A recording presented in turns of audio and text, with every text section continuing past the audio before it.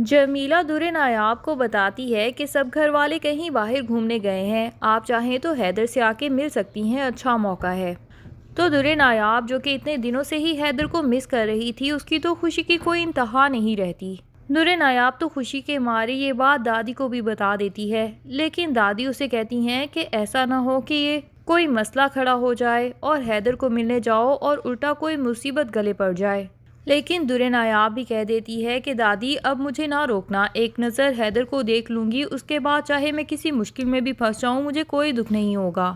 درِ نایاب جب اتنی ریکویسٹ کرتی ہے تو دادی کو بھی اسے پرمیشن دینی ہی پڑتی ہے، اور پھر درِ نایاب حیدر سے ملنے کے لیے چلی جاتی ہے۔ وہاں جمیلہ درِ نایاب کو حیدر سے ملوانے کے لیے لے جاتی ہے۔ ادھر تانیہ جو کہ پہلے ہی جمیلہ کو فل انسٹرکشنز دے چکی ہے، جمیلہ درِ نایاب سے کہتی ہے کہ آپ سے بچھڑ کے حیدر جتنا روتا رہتا ہے مجھ سے تو دیکھا نہیں جاتا، اگر آپ اس کو لے جانا چاہتی ہیں تو یہاں سے لے جائیں۔ درِ نایاب کہتی ہے لیکن اس وجہ سے کہیں تم پھنس نہ جاؤ، پر جمیلہ ایسے شو کراتی ہے کہ جیسے وہ درِ نایاب کی بڑی ہی مخلص ہے، تو وہ کہتی ہے کہ باجی آپ اس کی فکر نہ کریں، میں کوئی نہ کوئی جھوٹ بول ہی دوں گی۔ درِ نایاب تو جمیلہ کو تھینک یو کہتی ہے اور واقعی دل سے اس کی احسان مند ہو جاتی ہے۔ اب وہ کیا جانے کہ یہ ساری کی ساری تو اصل میں تانیہ کی سازش ہے۔ ادھر درِ نایاب حیدر کو تو وہاں سے لے جائے گی، لیکن جب سب گھر والے واپس آئیں گے اور دیکھیں گے کہ حیدر گھر میں موجود نہیں ہے تو جمیلہ سے ہی پوچھ گچھ کریں گے، تب جا کے وہ بتائے گی کہ میں تو خود بھی حیران ہوں کہ درِ نایاب بی بی کو کیسے پتا چلا کہ گھر میں اس ٹائم کوئی موجود نہیں، اور وہ گھر میں کب آئیں یہ بھی نہیں پتا چلا۔ میں نے تو تبھی دیکھا جب وہ حیدر کو یہاں سے لے کے جا رہی تھیں، میں نے تو ان کا پیچھا بھی کرنے کی کوشش کی اور گارڈ کو بھی ان کے پیچھے بھگایا، لیکن پتہ نہیں وہ کہاں غائب ہو گئیں۔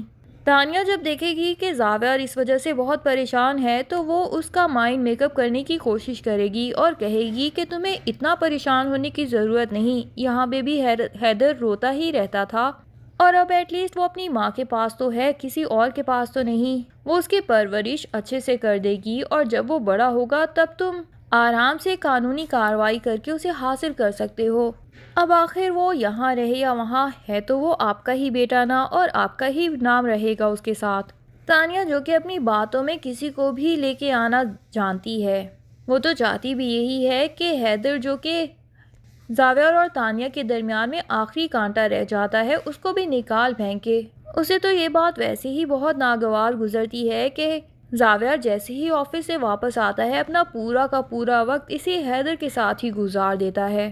دوسری طرف درِ نایاب بھی جب حیدر کو گھر لے آتی ہے تو وہ بھائی سے کہہ دیتی ہے کہ اب آپ میری خلا کا کیس بے شک سے کر دیں۔ بھائی جو کہ پہلے ہی یہ طے کر چکا ہے کہ اب زاویہ کے نام کے ساتھ مزید اپنی بہن کو جوڑے نہیں رکھنا، بلکہ اسے وہاں سے آزادی دلوا کے اور اس کی کہیں بھی اور شادی کروا دینی ہے، تو وہ بھی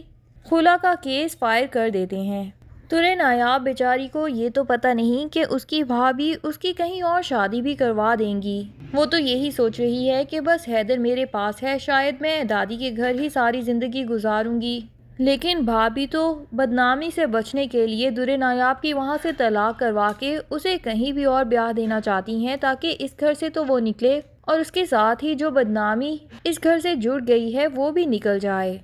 ادھر زاویہ جو کہ درِ نایاب کو کبھی بھی ڈیورس دینا ہی نہیں چاہتا، کیونکہ وہ نہیں چاہتا کہ درِ نایاب نے جتنا اسے تنگ کیا ہے زندگی میں وہ اسے طلاق دے کے اس کی زندگی آسان کر دے، اور اس کے بعد وہ جہاں پہ بھی شادی کرنا چاہتی ہے آرام سے جا کے شادی کرے اور خوشی خوشی زندگی گزارے۔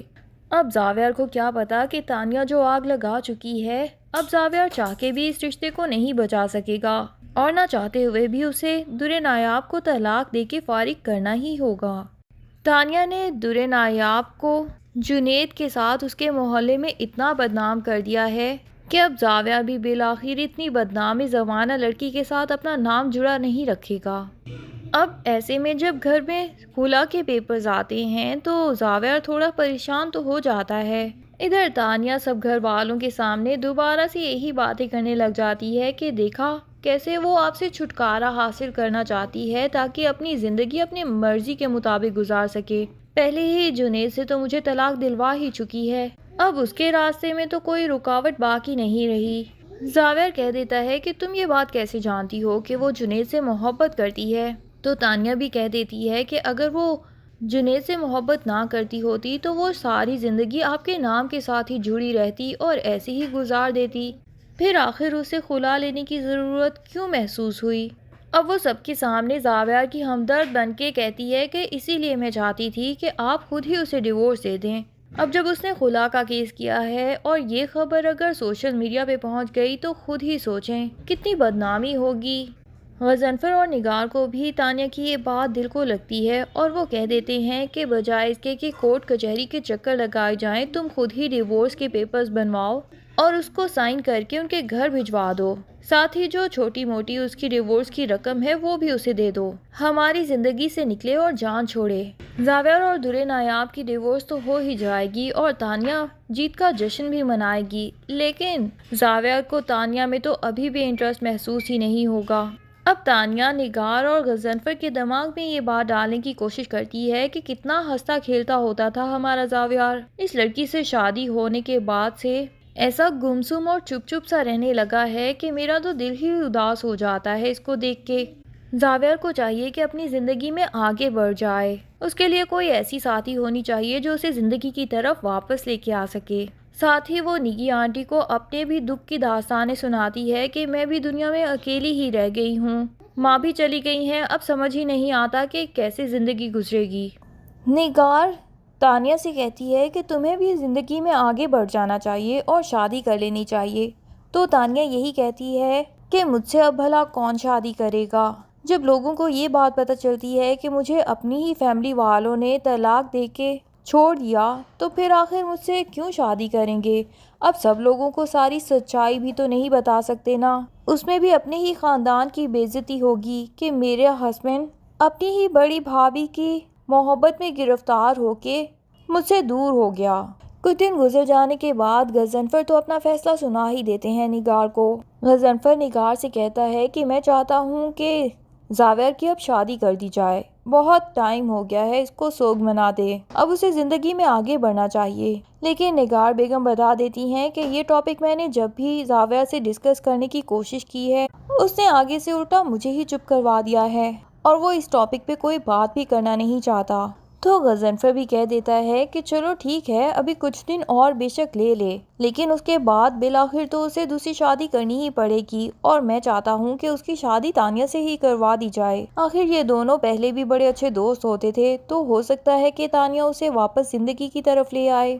تانیہ جو کہ ان لوگوں کی باتیں سن رہی ہوتی ہے چھپ کے، اس کے دل میں تو خوشی کے لڈو پھوٹنے لگ جاتے ہیں کہ بالآخر اس کی ساری سازش کامیاب ہو گئی اور اس کی محبت اسے مل ہی جانے والی ہے، جس کے لیے اتنے عرصے سے وہ اتنی کوششیں کر رہی ہے۔ اب ہوگا کچھ یوں کہ زاویہ کی اور تانیہ کی شادی تو ہو جائے گی، لیکن زاویہ جس کے دل میں تانیہ کے لیے ایسی کوئی فیلنگس ہی نہیں ہے، وہ نہ تو تانیہ کو اپنا وقت دے پائے گا اور نہ ہی محبت، اور اس کے بے رخی دیکھ کے بالآخر تانیہ اپنی اصلیت پہ آ ہی جائے گی۔ اور پھر تانیہ کی اصلیت دیکھنے کے بعد ہی نگار بیگم کو سمجھ آئے گی کہ انہوں نے واقعی آستین کا سانپ گھر میں پال رکھا تھا۔ جنید جو کچھ بھی تانیہ کے بارے میں کہتا تھا وہ سب سچ ثابت ہو جائے گا۔ اب اس کے افسوس کے بعد کیا ان کی زندگی واپس پہلے جیسی سیٹ ہو سکے گی یا نہیں، یہ سب جاننے کے لیے ڈرامے کی اگلے ایپیسوڈ کا انتظار کیجیے۔ تب تک کے لیے اللہ حافظ۔ ویڈیو پسند آئے تو لائک اینڈ کمنٹ ضرور کر دیں اور چینل کو سبسکرائب کرنا نہ بھولیے۔ Thank you.